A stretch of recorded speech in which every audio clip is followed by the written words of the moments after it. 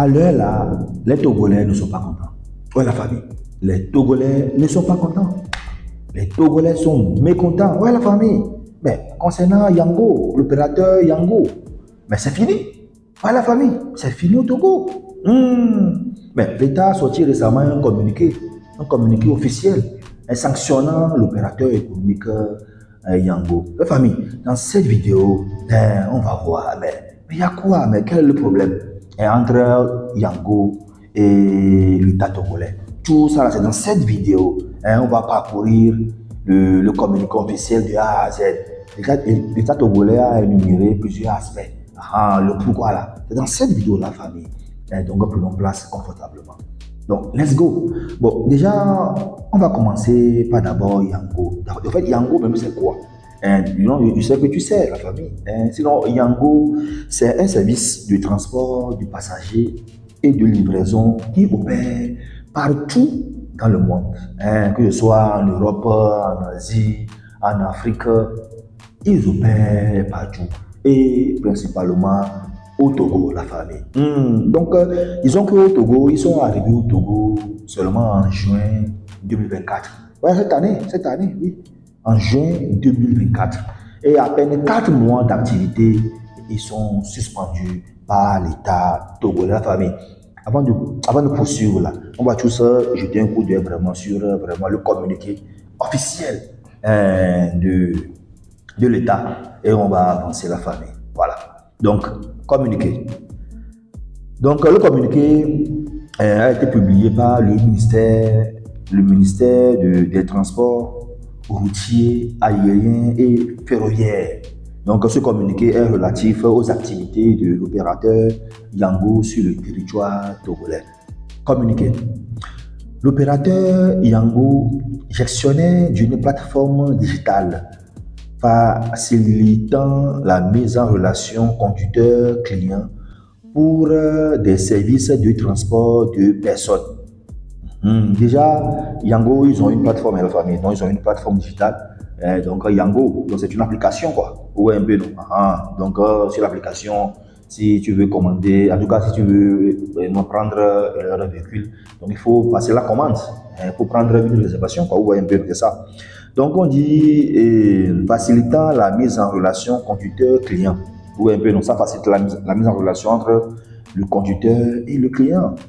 Pour des services de transport de personnes, a commencé ses activités au Togo depuis juin 2024, en violation de toutes les procédures et autorisations administratives requises.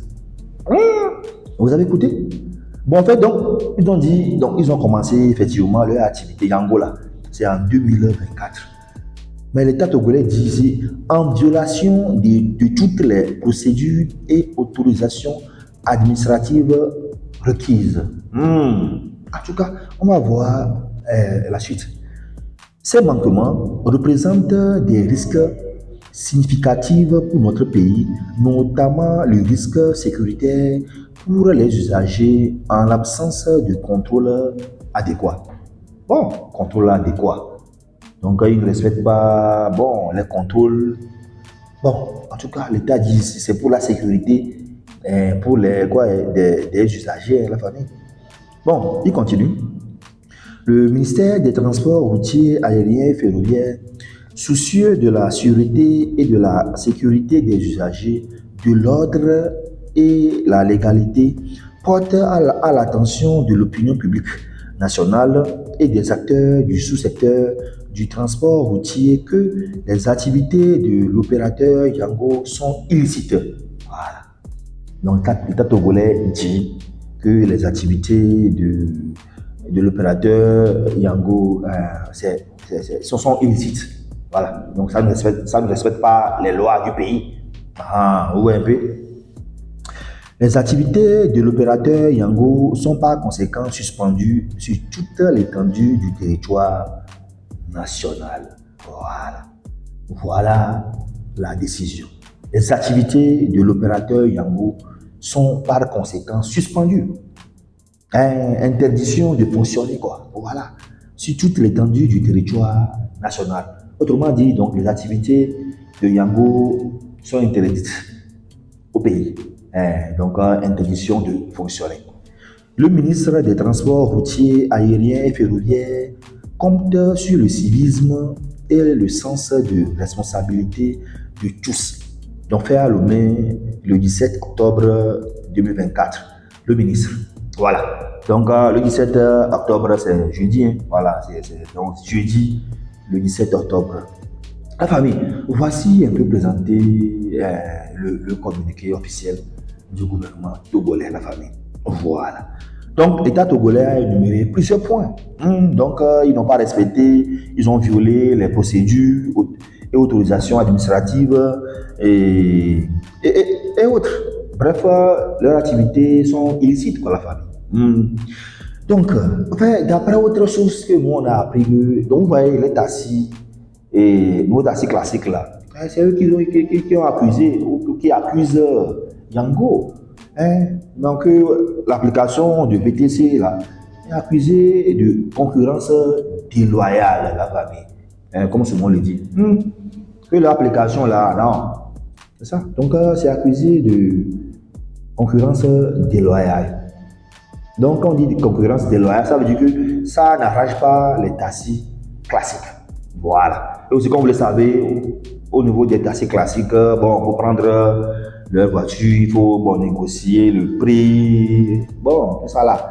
Des fois, même, il y en a même, ils n'ont pas de permis de conduire, tout ça là. Oh, au niveau de Yango, tout d'abord, là-bas, il n'y a pas à négocier même le prix. Le prix là, il y a pas. C'est quoi, ils ont des prix standards là. En tout cas, moi personnellement, je n'ai jamais pris ça quand même. Mais d'après les informations, c'est comme s'ils ont des prix standards. C'est comme si c'est au niveau du kilométrage, tout ça là. Vous voyez un peu, non? Et aussi, les chauffeurs sont professionnels. Ils respectent le code de la route. Donc, vous avez une fois entendu qu'un chauffeur de Yango a fait un accident. En tout cas, depuis qu'ils ont commencé leur activité à Lomé là-bas, 0 accident. Ouais. Donc, c'est commencé en juin 2024. Donc, à peine 4 mois ça. Donc, juillet, août, septembre, octobre. Vous voyez un peu, non? Et laissez-moi vous rappeler que Yango, c'est pour les Russes, la famille. Bon, on dit pour les Russes, mais en réalité, ce n'est pas pour les Russes quand même. Disons que l'application Yango, là, donc, c'est développé par les Russes. Mais le propriétaire même, c'est les Néerlandais, les Hollandais, comme on le dit, aux Pays-Bas.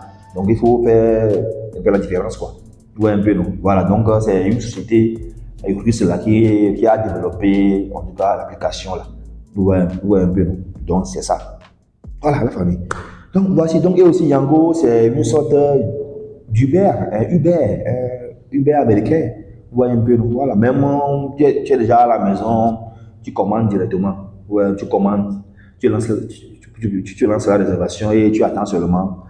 Ils passent et ils te prennent. Ouais, un peu la famille. Donc, voici un peu ce qui se passe actuellement entre l'État togolais et Yango.